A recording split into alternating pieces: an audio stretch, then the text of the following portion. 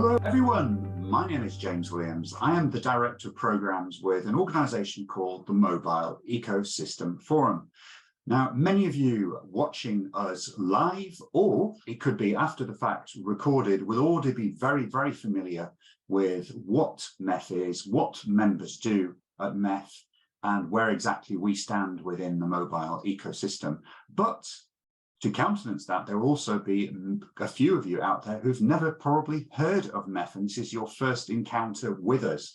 So it will be remiss of me not to talk very, very quickly about who we are, what we get up to, and indeed what our members, such as netnumber here and the campaign registry represented by our speakers, John and Stefan today, do within the frame of MEF.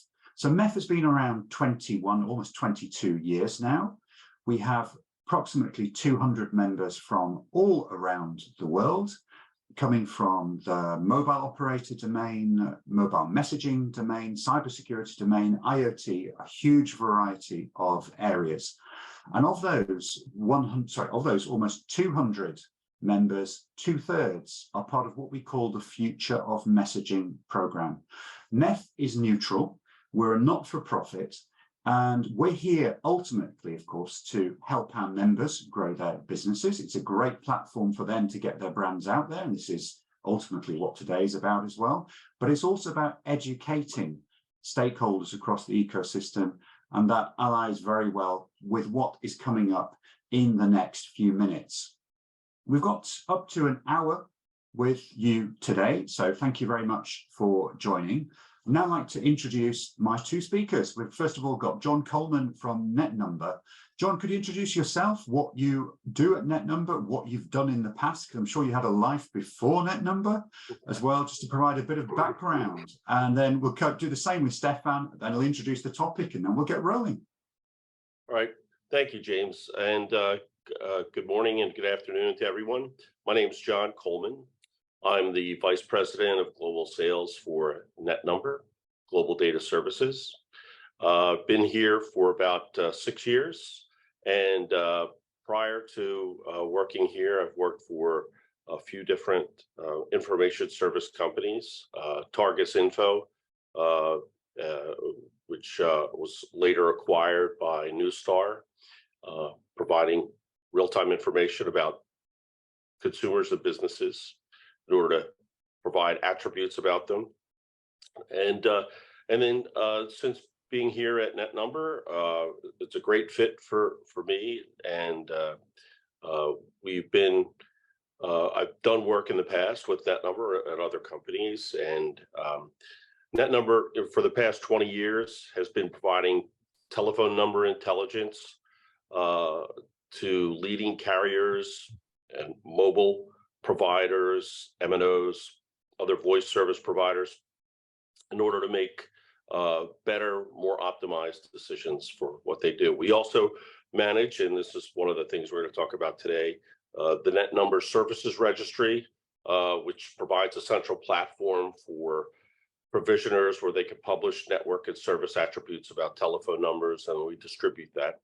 And we handle a lot of complex network service attributes in order to make the ecosystem better and more profitable for the users. Great, thank you very much, John. And over to you, Stefan. Hi. Hi. So that was great, John. I'm really impressed.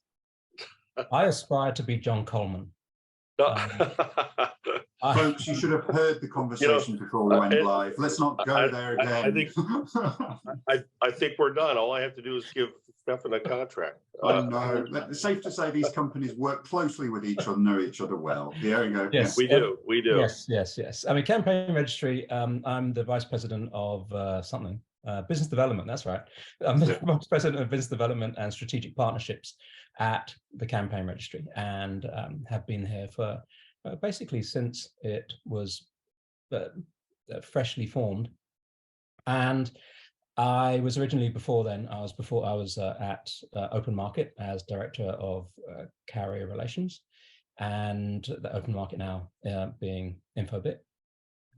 And I have had a glorious past of being involved in many different aspects of telcom. And if you really want to go back in my resume, I was originally working in the record industry as head of A&R for EMI Music. I think we can tell that kind of thing from the shirt you're wearing, dare I say it. Look at me, so boring in my white shirts. I constantly get ribbed by my other half about my boring white shirts. Same cannot be said about you, Stefan. So I enjoy color. It's true. But yeah, the campaign registry works very closely with NetNumber, and we have built a lot of the services in the US around NetNumber's integral OSR systems, and it's very important to what we do, and it's a very important part of ensuring that registrations for everybody goes through smoothly when they're associating their numbers with the campaigns that are generated by the campaign registry. It's a critical part of it, because obviously if the campaigns aren't associated with the numbers, or the numbers aren't associated with the campaigns, nothing is really going to happen. So this is, in the background, one of the most critical parts of the registration process for 10DLC. And I thank NetNumber for their undying love. No, I thank NetNumber for working so closely with us and problem solving issues that come up, and working to future developments as well, to obviously look at what's going to be happening, not just in 23, but 24, 25, 26, and looking at technologies that are going to help our registration process get even more efficient, leaner, and faster. Fantastic. So I never like to assume anything. So the topic today is architecting A2P You Can Trust, the key to securing next generation enterprise communications. You talked about 10DLC. We're talking today primarily about mobile messaging in the USA. Could you explain to the audience what is 10DLC and where does it sit within the mobile messaging domain? Because quite a few people might not know. Sure. So before 10DLC, there was nothing. No, before 10DLC, it was a landscape of tumbleweeds and dust buckets and long codes. And while there were sanctioned carrier products like shortcode, and later, yes, I would say later, toll-free. Then you had underneath all of this, you had long codes, and long codes were being utilized essentially for person-to-person, P2P communications. Now, the people realized they could send business messages over these phone numbers, over these 10-digit numbers, and they were not sanctioned by the carriers. This was, in effect, that people were sending unsanctioned business messaging traffic over what was at that time really a connectivity system that was designed to be for person-to-person communication. People didn't think you'd use those numbers to send business messages, but people did. A lot of messages, like a hell of a lot of messages.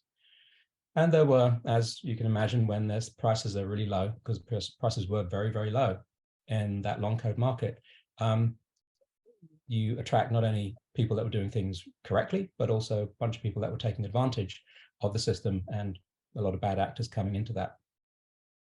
So with the creation of 10DLC, which stands for 10-digit long codes, never said that we were like, masters of acronyms, but 10-digit long codes, this was a sanctioned pathway.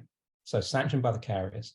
To sanction it, it was, okay, messaging needs to have the same criteria. All business messaging needs to follow the same guidelines and criteria. And those guidelines were the CTIA guidelines, on top of which you also had the individual carriers, in some cases, their individual codes of conduct, which layered on top. So with this sanctioned pathway, it meant that people were no longer having to worry about the Russian roulette almost of, hey, I've got a long code and, oh, I think my messaging got blocked because I hit some filter which was a volumetric filter, or I hit some filter which was a keyword filter, or I hit some filter for whatever reason. And then there was this development of snowshoeing, multiple numbers, and then rotational numbers, and it was a whack-a-mole game. It was basically horrible, because the consumer experience, they didn't know whether they were getting spam messaging or good messaging. It was not a great experience. So it was like, how do we know what's coming across our network? We need to register it. And part of that registration process is also understanding who those numbers belong to and how those are routed, for my American friends, routed. So and this is where netnumber comes into it, because they essentially hold those records. So 10 DLC, sanctioned 10-digit traffic that originated in the sort of wild west of long codes and is now developed into a sanctioned product supported by carriers and with a registration process and a trackable process, so people know what is coming across their networks. The carriers know what is meant to be delivered into their networks and can ensure that they're protecting their consumers from bad actors by using the information and data that we have, that netnumber has, to clarify that the traffic that's hitting their consumers going through their systems is valid and compliant. Stefan, you hit on something really interesting there, or certainly linking back to trust. You mentioned the codes of conduct from the respective carriers in the US. Who was the driver of actually creating this program? Was it the regulator saw, oh, things are so bad, we've got to step in and do something? Or was it really more self-regulation from the industry, which is what we really, certainly what members tend to promote? Yes, it was definitely a self-regulation Right. because I mean, you've seen this, John, right? Yes. Self-regulation is so important because the people that are in sort of on the battlefield, in the trenches, really understand what is happening and really understand the tools they need to be effective in the market. I don't know what your thoughts are. Yeah, I totally agree. And, you know, it's interesting to see, you know, a lot of people say, well, how do you do all of this? And, you know, we're going to touch on a little bit here. And usually the first reaction we say is, you know, it's like magic. And because a lot of folks don't realize the complexity underneath of messaging, and in routing number portability, for instance. You know, there are in the United States or North America 950 million active telephone numbers, right? And about 55% of those are ported to a different carrier. And what we did is we expanded number portability into the registry for routing messages differently than the native carrier they belong to. And that filled a lot of different use cases on behalf of the mobile carriers. So filled it for some of the enterprises, some of the over-the-top app providers looking to do messaging, P2P. So in all that ecosystem, the answers come from those folks who know and what their resources are to deploy something like this, and us to help them. Because otherwise, if people from the outside are coming in and saying, oh, we have this great whiz-bang thing you should do, you don't know what the burden of that is on the providers to do that. And whereas we've been able to kind of organically build brick by brick on technology and solutions to just add something that makes it simpler. And I think that the technology component is so important, because you mentioned magic, and I have to admit, I've been in the world of telecoms for 30 years now. I know, I look it, and I certainly feel it. But these things I find them absolutely magical. And the fact is, you can look up a number, you can determine, you guys at netnumber and other companies working in this area can determine within milliseconds, a handful of milliseconds, where a message, for example, should be routed to. So the speed available today is absolutely amazing. Well, and actually, you're bringing up a really good point. And Stefan, I know you know this too. You know, there's the demand of consumers and users of those devices to be, hey, I just sent a text, where's my answer? And being able to receive that quickly and with high performance, you need to have that. And being able to, you know, take fast sets of data and be able to deliver an answer in, as you said, James, milliseconds, that's critical. And not just, oh, you know, is it a mobile number, but all the other attributes that are around it that Stefan and his team and at TCR utilize. It's pretty critical. Can we just talk about this, dial it back a bit, and let's get more general. We've got a question already. You can see, you'll be able to see that as well, chaps, as well, and we'll answer that in a few minutes. But let's talk about business communications as a whole. Let's talk about where we are. So many of us, I'm sure many of the people are watching and listening to this will be of an age where people talked about bulk SMS a lot. And bulk SMS, from that very connotation, means in bulk, you're sending lots of it. And that might not necessarily be personalized. So it's the same content going to, could be a rather large number range. There's no personalization. But John, Stefan, where is the market today? Is there still a requirement for these bulk, like shall we say, transmissions? Or is it very much that the market has moved totally, the needle's moved totally the other way, and everything has got to be customized? What are you seeing? Stefan, I'll let you answer first. Okay. I'm seeing a mix, really. So, yeah, I mean, when I was at Open Market, I did see a lot of bulk messaging, and it did shift towards a more personalized communication methodology, but in a bulk format. So I wouldn't say that bulk has gone. It's been reformatted to be personalized bulk messaging, because the ability to, James, instead of you getting a message saying, hi, we think you might be interested in our fall, blah, blah, promotion for whatever it is, you would get, hi, James. So the very fact that your name is in there will grab your attention, that someone is speaking to you. So you tend to read the next few words with a little bit more interest than if someone just said hi.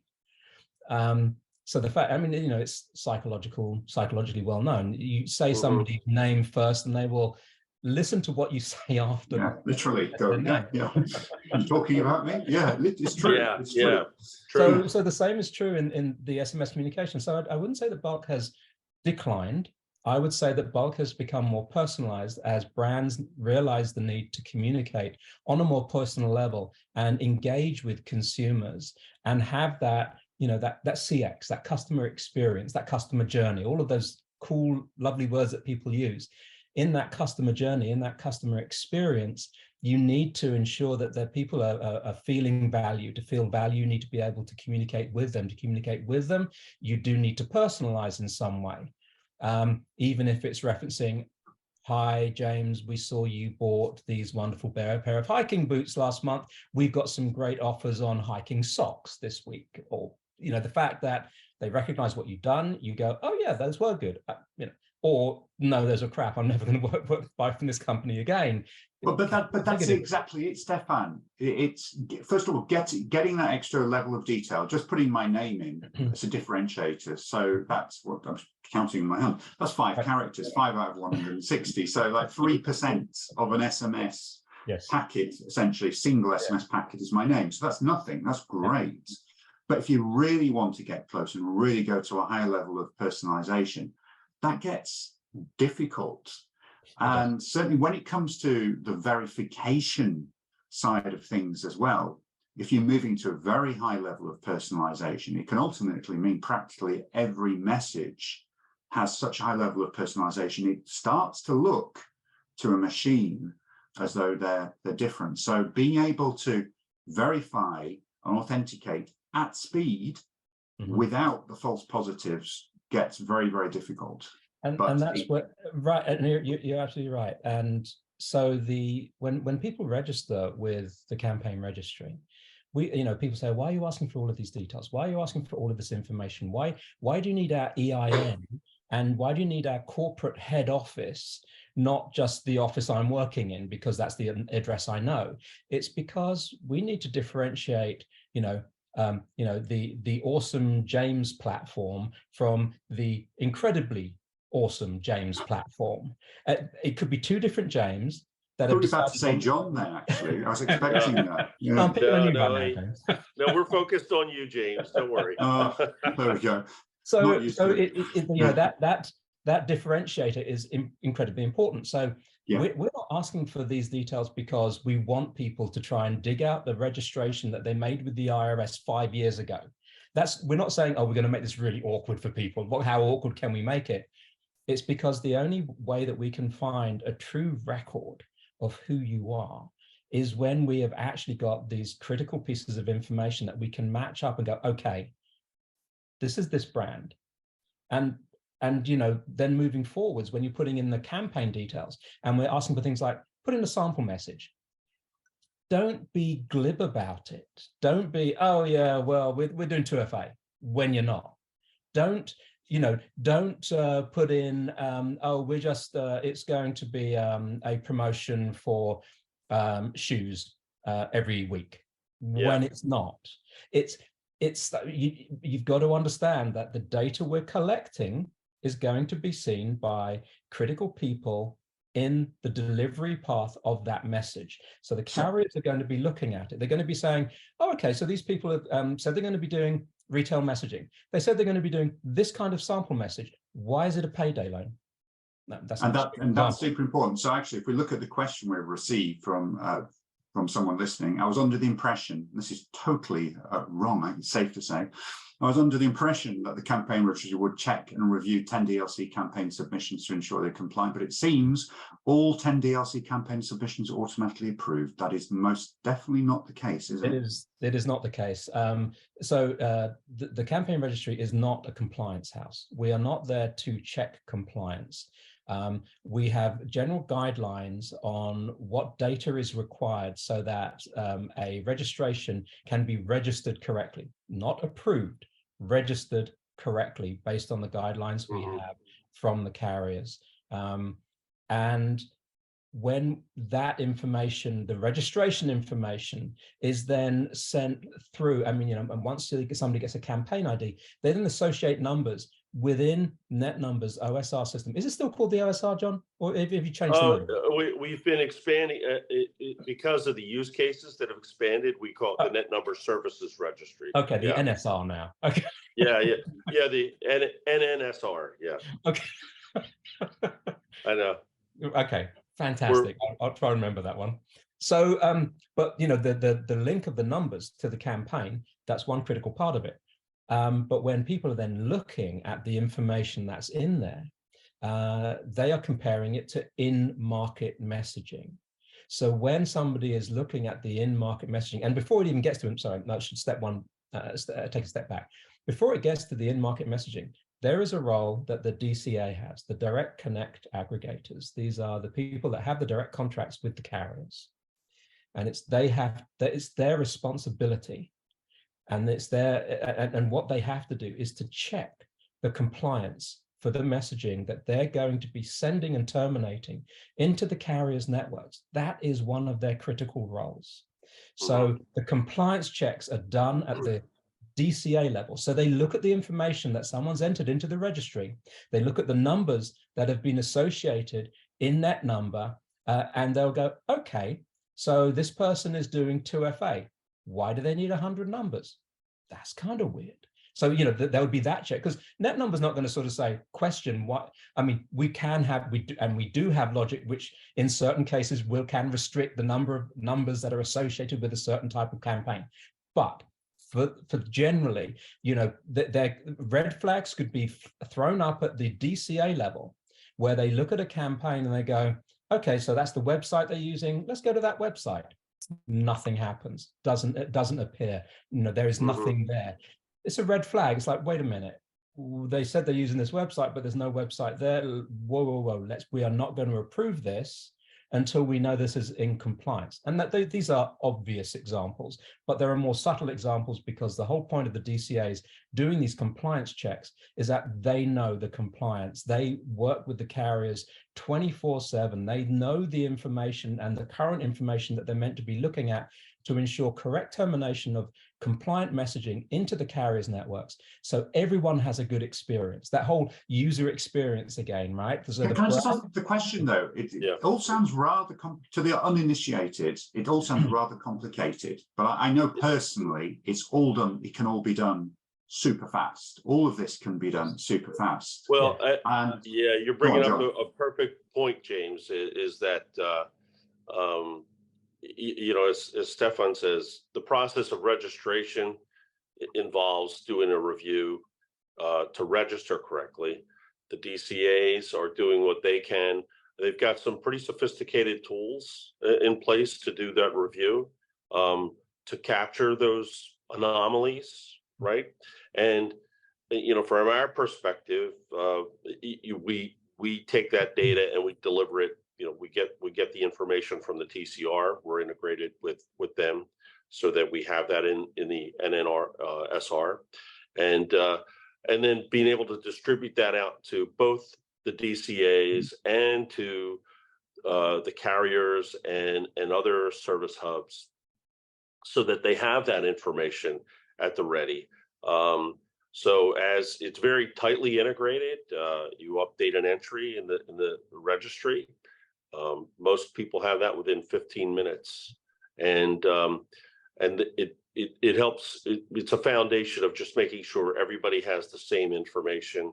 It's working correctly as it needs to be, and you know, the processes outside of that Stefan just described, both for the TCR, both for the DCAs, and then also what the MNOs and other you know, firewall providers on their behalf are doing to make sure that, okay, hey, we're all in sync on what we have for information, which we help enable, and then we're using the information that consistently comes from the TCR, so that we know, okay, if that's an A, this is an A. If it's a B, it's a B. You know, that type of thing. So yeah, this sounds really good, John, because so many people want to do the right thing. They try to do the right thing, whatever it may be in life. But they get so frustrated by the process in place, the delays. They think, forget it, I'll just carry on doing what I was doing.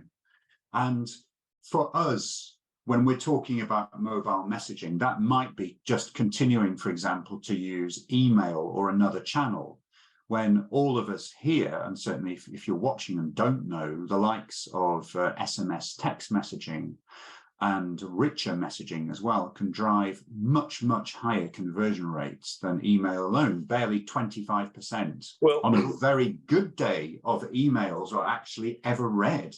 The same cannot be said of SMS. Right. Well, you know, for and maybe just to add another layer of ecosystem, a lot of folks don't understand that the brands themselves, they're not really sending out SMSs from their own platforms. They use other providers who are really good at sending messages, tailor them to the specific users or customers that they have or potential prospects. And you know, so you have a lot of marketing technology companies, MarTech folks, doing that, tailoring, as you mentioned earlier, bulk SMSs, but really these are their own customers that have registered for access. If you get a pharmacy chain that has information and they're sending out, hey, your prescription's ready, or hey, here's that coupon for the oil change that you wanted, and it's a chain, a national chain of information. A lot of that's managed, you know, with a brand, their MarTech provider, who is their messaging provider. You know, a lot of that all fits together. So, you know, there's a lot of players involved in this, and you're right. An SMS message is going to be get a better conversion and attention than phone calls or an email and that sort of thing. So yeah, it all fits tightly together, and it's got to work. The trains have to run on time, and it's all new too, right, Stefan? I mean, a lot of people are just getting up to speed on, oh, now what is, as you said, James, what's 10 DLC? You know, I just sending messages out, but the verification of the quality controls of that information that go in, make sure that the best goes into it to help everybody, and then also to make sure if something goes awry, if a bad actor is in there, everybody can take a look and say, oh, okay, what happened here, and how do we address it later, and put some best practices into place. So that's important, because there's some very, very sophisticated bad actors, and certainly from what I've been seeing, I've been with MEF 2 years now, and I run the Fraud and Revenue Assurance Working Group within MEF. And we're seeing a lot more sophisticated plays in the fraud world coming into messaging as a whole. And of course, SMS, quite simply because there's a lot more money to be played for within that market. So it's attracting some really, really intelligent, unfortunately, but intelligent and very, very wily players. Stefan, let's talk about this now. The actual process. So it's very clear. If I'm an established business, I've been in business, let's say 5 years, I've got a very clear website. Let's say I am a pizza chain. I've got very well-known brands and got a very clear website, social media channels, well-known. Thank you very much. That verification is going to be fast. It's going to be within, it's going to be fast. But let's say I'm not. So I'm James here at MEF. I decide to have a total different career change and go into the world of pizzas and set up my own pizza delivery business. We're in trouble. We're in trouble. Well, actually, well, if you probably would be if you had my pizza. But let's say I decide to go and do that from scratch. So I don't have that track record. I've got a brand new brand name, a brand new web domain, a brand new bank account. What's the process for that? It's the same process. It just means that when you get, so there's a couple of things to help people understand what happens if you're a brand new company, you just got your EIN, you got it in December. Yeah. Right?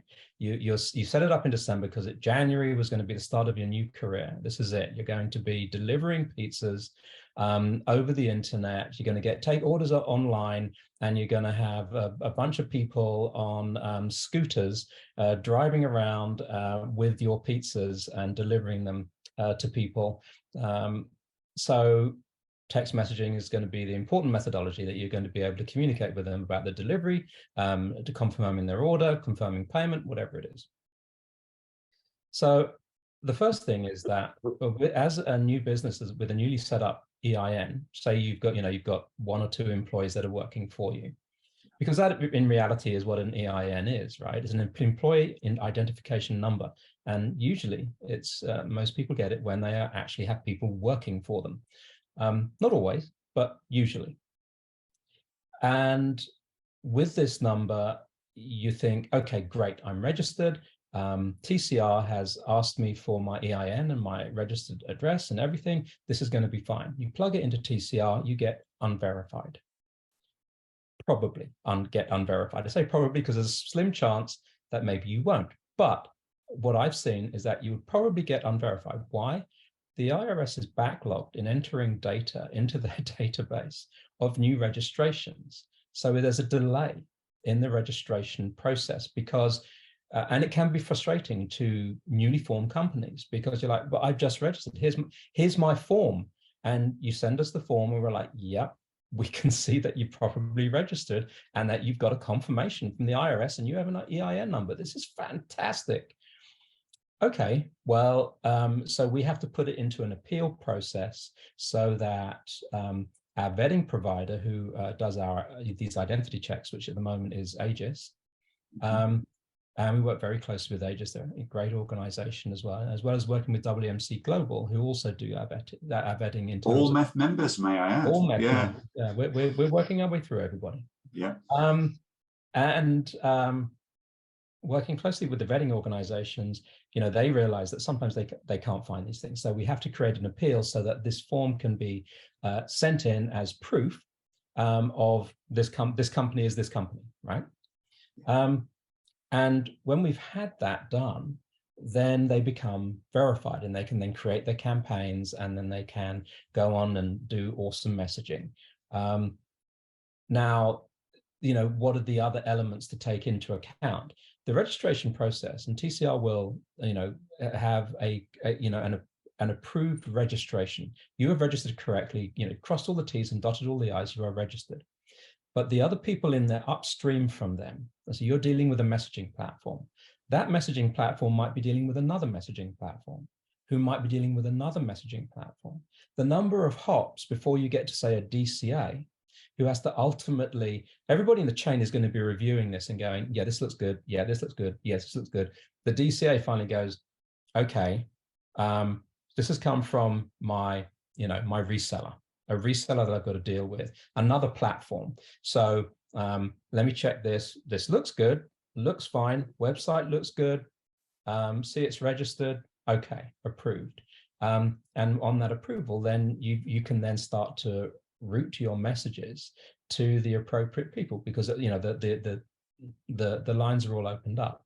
But the one thing to bear in mind, whether you're a new user or whether you're an older user, whether you're a new company, whether you're a very established company, is that if you change something in your messaging and you haven't changed it in your registration, you can have somebody at the firewall, at the spam side, when they're looking at messaging coming in, going, great, we've got this messaging. Wait a minute, this was meant to be this kind of messaging and it's changed.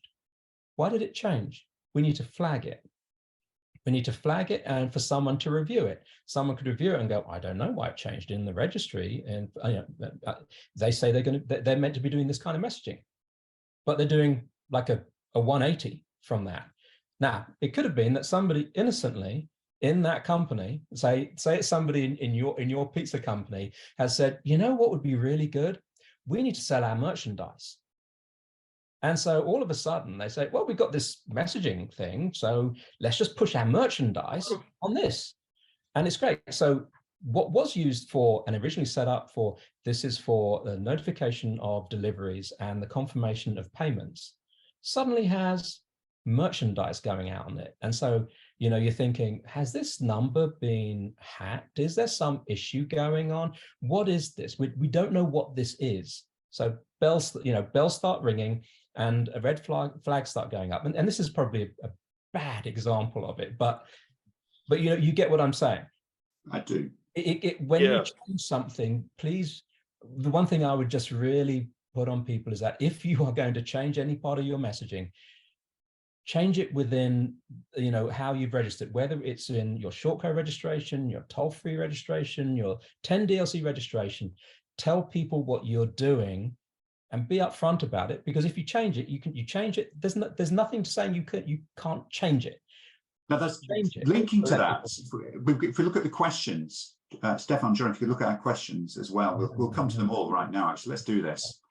So we'll answer them all live. So question here, after vetting, what is the TCR's closed loop process to protect consumers from unwanted messaging? In other words, message senders on the platform, how are they kept honest? So yeah, so what we do is we work with, and what I say we are right now in processes of setting up data sharing, where we set up data sharing agreements with the spam filtering organizations. This means that they will see what has been registered against which numbers.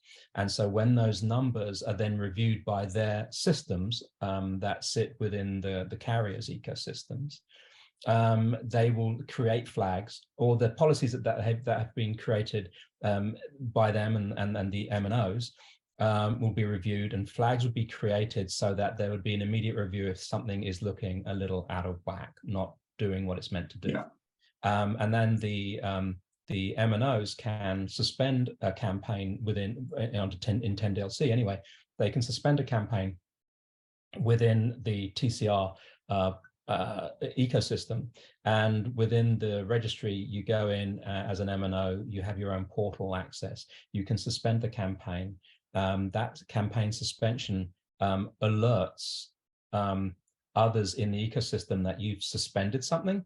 It doesn't mean that it's suspended across all of the carriers. That one carrier has taken an action. They're independent. Each of the carriers are independent to each other. They're not like one big carrier group. So independently, they can take different actions. So A carrier can suspend something and say, hey, I've suspended this because of this, because I found X. Yeah. So everybody else can look and see, well, is that same kind of messaging coming across my network? Is this same thing happening with my consumers? And take appropriate action, whatever that action is, whatever is right for that carrier to do, or whatever is within their codes of conduct and how they operate that they believe is the right thing to do, whether that's suspension, whether that's having some sort of temporary suspension while people are sorting it out, or whether it's, no, this is really bad, we're shutting the whole thing down immediately. So yeah, so that's where it goes. Yeah, and I think to add to what Stefan said, having the ability to have all that information, again, as I mentioned before, shared and the same with everybody, and the integration's done so that people can act quickly and have off these actionable insights of those changes. That's key. I think it's at the phone. If you look at people's phone numbers, John, from your knowledge of the market, I think, are people, the average person on the street, do they tend to be keeping the same number for longer at the moment? I'm probably putting you on the spot here asking this question. No, that's fine. To reference this research or that, but from my knowledge and from what I've been seeing, people tend to be keeping the same number longer because it becomes totally part of them, inextricably linked with them. Well, you know what? Hey, here are my digits, right? So yeah. And actually, that's an interesting question because, again, as Stefan said earlier, telephone number rotation of messaging, is that a flag towards somebody doing something as a bad actor, or they just got a better deal at one of the other MNOs, right? So, and on that, I'll give you just some high-level statistics, right? There are like over 130 million households in the United States. At one point, there were an average of like 3.5 telephone numbers per household. And that was for a while ago. It's probably higher now. So, I know some folks that have one cell phone for one use case, that's the technical, but one for my house, one for work, one for my hobby, business and friends.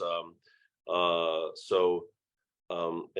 most of the MNOs use a telephone number for a device. So if you get an AT&T tablet, oh, that's a telephone number. That's how they track it.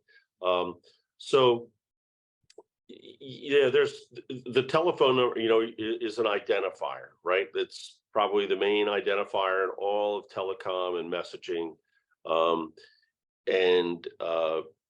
That's the index of data that we provide out and kind of attach these attributes to, and a lot of people do. There are other things coming out, with IP addresses linking to that. That was one of the foundation things we were trying to do way back when, but the industry wasn't ready for that. But messaging is still the core thing, and just making sure that everybody has good information around that telephone number, who the people are, what's the carrier, where is this coming from, and as Stefan mentioned, the complexities around, hey, here's the use case that this brand and company or enterprise associated with this telephone number when you see the messaging, to make sure that it all comes back to how do we provide trust to the users of messaging.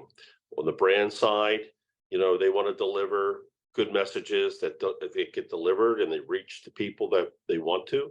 And there are the users want to get those messages, and they want that information that they need from those brands and the value they bring. So, it's all around making sure that's valid and good.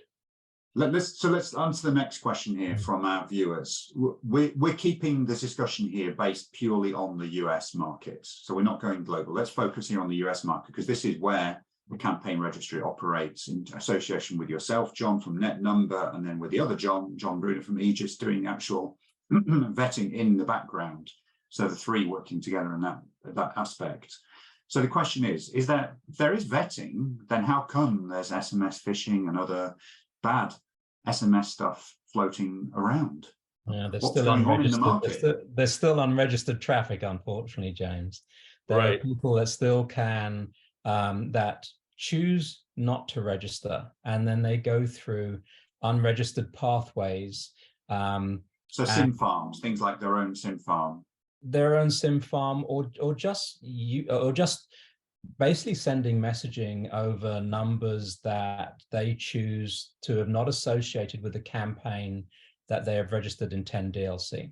So it means that you could say today, go and get a number and start sending messaging. Now, first of all, you have to find somebody that would give you a number without a registration around it. Now, are there people out there that would do that? Yeah. Should there be people out there that do that? No. But there are. And, you know, where there's somebody willing to pay a large amount of money for somebody to look the other way, there will be somebody that will try and short-term go, yeah, let me take advantage of that. But so from a regulation perspective, what's the comeback on those guys if they get caught now in the US? What's the situation? So there isn't really regulation around that right now. There are some thoughts around doing a stir shake conversion for messaging, but that's that would be very complex and challenging. But I would say you know, again, back to the TCR and what they do and what we do, and then everybody knows, like, oh, if it's registered, I could treat this differently with and more. Exactly. So it's about showing people that, because if it's just regulation, something you've got to do, I'm treating it as a tick box exercise. Thank you very much. That's one thing. But if actually you're proactively stepping forward and saying, hey, I'm a bona fide organization with a bona fide campaign, I'm stepping forward, allowing myself to be verified, there's that extra bit of trust there for my consumers, that ultimately trust is at the end of the day what builds business relationships. And we all know it's far cheaper to manage an existing client and more dead lucrative. on, James. You're dead on, because than acquiring a new customer.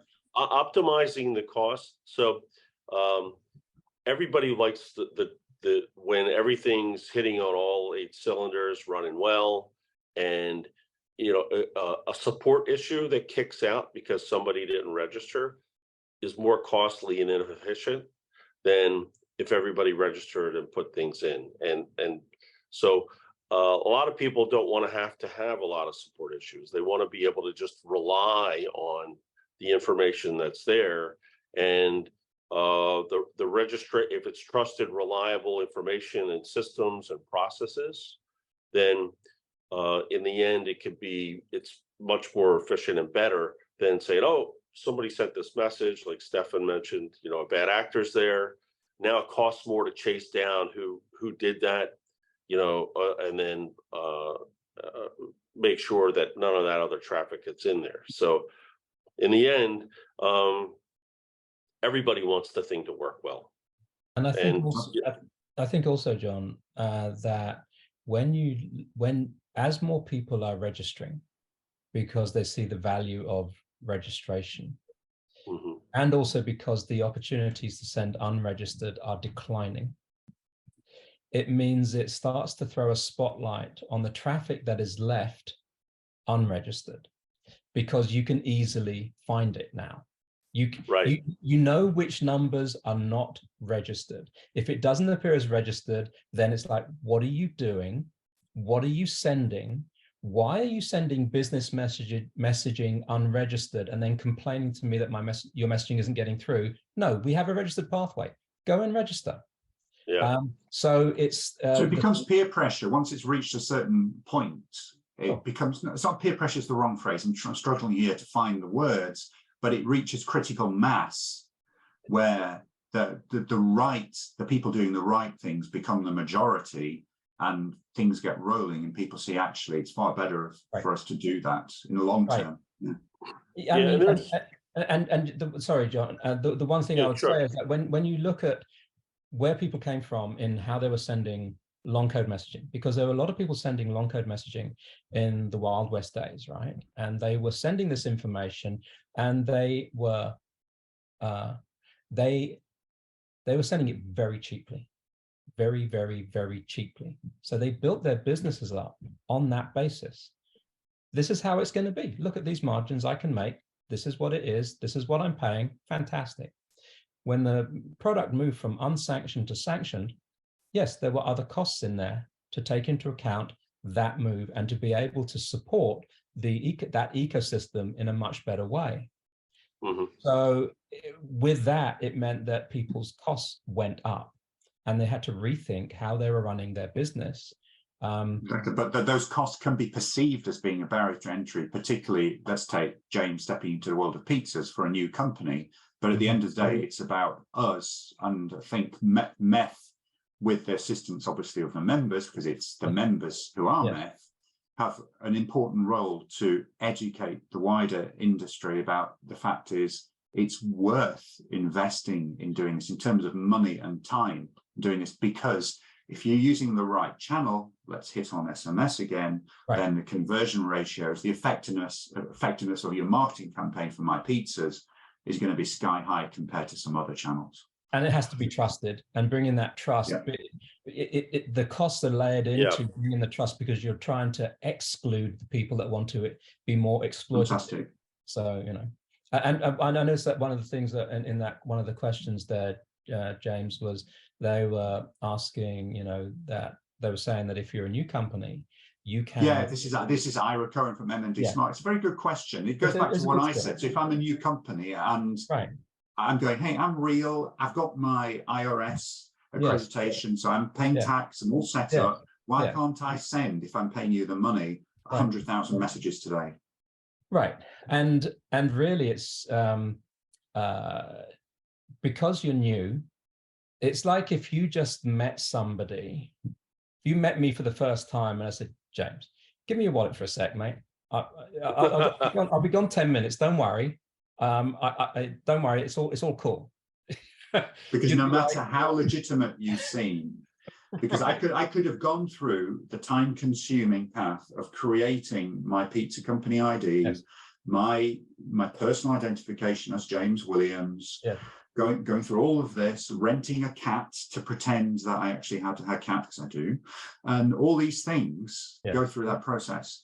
So but is there anything that can be done if someone was prepared to pay, let's say, $100 to pay extra for super rapid, quick accreditation? Is there anything that can be done there? I don't know. I know it's lame. I'm speaking in layman's terms here. So, so actually, one of the things that is coming is coming for digital identification. Okay, so identification of you as a business or you as a person. You as a person, you have a driver's license. That's been a government issued piece of information about you.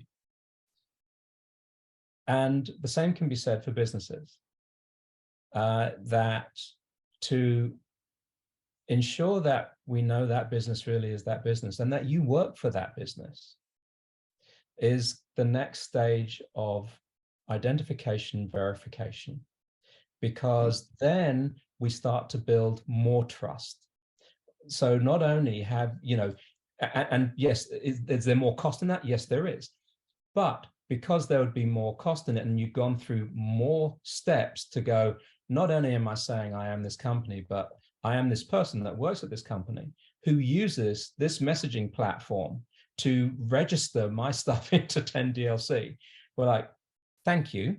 This is really helpful, because then we know if your company appears with another messaging platform and you have not told us that you work with that messaging platform, we can start to push that back and go, no, from the brand, we have been told that they work with this messaging platform and that messaging platform, not yours.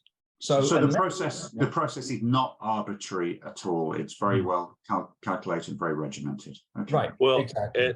And a key part of that, as Stefan is saying, is making sure that everybody has the same song sheet, and maintaining the registry and the linkage between TCR and what we distribute out to the ecosystem users ensures that, hey, if a brand has 3 different providers, and they do, I have these campaigns here, this campaign here, this campaign here, that they all have the same information, and the decisions of how that gets delivered are key. And another part of it is, and you're touching on this too, Stefan, is things are changing. People are trying to understand what they're doing, and they're trying to accomplish some things that they hadn't really had to think about before. And we get use cases coming across our desk all the time, like, hey, this happened, I need to do this type of action. How do I do that? And make things easier to distribute the same information everywhere, make sure TCR has what they need to process on their side on behalf of the MNOs and the DCAs. So we're constantly reviewing what more we need to do to make sure all that is automated as quickly as possible, because to Stefan's point, it's very difficult to, as soon as it's manual, it's a challenge. So we've been really, I think, staying on top of it with TCR and the MNOs and DCAs about, okay, how do we make sure that we can ingest all this information quickly and deliver it back? Because, like you said, there's multiple pieces of information about brands and people. How do you boil that down into a decision that you let them on the network and use it and do it efficiently? Well, we see it ourselves in MEF, because MEF runs from a neutral perspective, the SMS sender ID, but that's from the short code perspective, not the long code, the long number side, but the sender ID registries in the UK, Ireland, and Spain. So yeah, MEF and many of the DCAs who are linked up in the US are global players, so are very active in those territories as well. So believe it or not, we are just 4 minutes away from the close. So we nearly there. Stefan, you wanted to say something? I wanted to sort of make sure that I sort of address some of the questions I saw sort of coming. Yeah, here we go. Yeah. So sort of very quickly, from the vetting process that, you were saying, I'm a new company, I come in, you get limited throughput. You because we don't know you, so you're not given. I'm not giving you the keys to the kingdom, as it were. I'm saying, okay, let's see what you do, and let's see if you actually are going to do what you say you're going to do. And then the information, you can go and get what is a standard vet. And a standard vetting, because when you first come in, you get a brand registration process. You can always opt to go and get standard vetting, which could potentially raise your vetting score, which would give you access to more throughput. It doesn't necessarily, it's not a done deal. Just because you pay more doesn't mean that people are going to find out more great information about you, that you become more trustworthy, or you become potentially less of a liability. Because at the moment, we don't know you. So you're a liability, because you might do something totally bad. You might have set everything up and then totally send bad messaging. You might be set up as James Pizza Place and send the worst messaging ever, right? And that's the least sophisticated spammer could do that probably. So there is another standard vetting process. It's a $40 cost within TCR. But with that, they start to look at a lot more details about people in your organization, how it was formed, so on and so forth. Fantastic. And try and help. Now, with the other question on overseas companies, with overseas organizations, yes, TCR has seen messaging being registered by over 170 different countries. So we have had, and there are complexities, because certain countries will have more data and information about their business, how a company is set up, than others. Some have it accessible online, some it's a very, very slow process, some have very bad records. And so sometimes we can do it, but it can sometimes, I would say, if someone's registering an overseas company, allow a little more time, because you may have to go into an appeal process get the documentation that you need up front so that you're ready for that, so you don't have to then waste weeks maybe getting it from your brand, from your customer. Stefan, I don't want to cut you off on your prime, but I have to, because we're very, very nearly at a close. We've got this one last question about the secondary DCAs approving new campaigns, but whoever you are, you might want to contact Stefan directly about that and the campaign registry to answer that. If we've got the time, can you just do that very quickly in a few seconds? Yeah, this is one particular secondary DCA that that is affecting that. Okay. So it's a single DCA issue, is impacting that? Yeah, okay, and fine. If they need more information, then please reach out to me direct, and we're more than happy to talk. Fantastic, thank you very much. So, believe it or not, I appreciate I had all these questions here, and guess how many of them I've actually asked? The answer is Two. Don't tell your marketing, John, or anyone. It's actually, I don't think any, but we've had an absolutely fantastic discussion. I think the key takeaway, we've got a minute to go, and I'll just summarize it if you let me. The key takeaway here is, no matter the size of your organization, if you're a startup, you're wanting to do the right thing, approach it correctly, you've heard about the wonders of SMS text messaging, what it can do for your business, drive high conversion ratios compared to a typical digital ad, which may only have a conversion rate of 1.4, 1.5%. So you're stepping things up, but it is worth doing it the right way. It's worth going through that verification process and not being one of those companies Stefan was referring to, which is not verified. It's still there, but it will slow everything down. It will not impact your business. So you may be saving a few bucks every month, but at the end of the day, you look at the mobile messaging commercial models in play in the US, and they're very reasonably priced given the results. So John from NetNumber, thank you very much for joining me. Stefan Heller from the Campaign Registry. I look forward to seeing so many of you. I'll be seeing many people from NetNumber, Campaign Registry folks as well, over in Barcelona very, very soon. And NetNumber, thank you very much for sponsoring this webinar. Great to have you as a MEF member. And Stefan, Sure. Nice seeing you. And thank you for being so involved across MEF as well. All the best. Thank you. All right. Thanks, James. Thanks, Stefan. No, Take care. Thanks, no James. problem. Thanks, John. All the best. Bye. Bye-bye. Bye.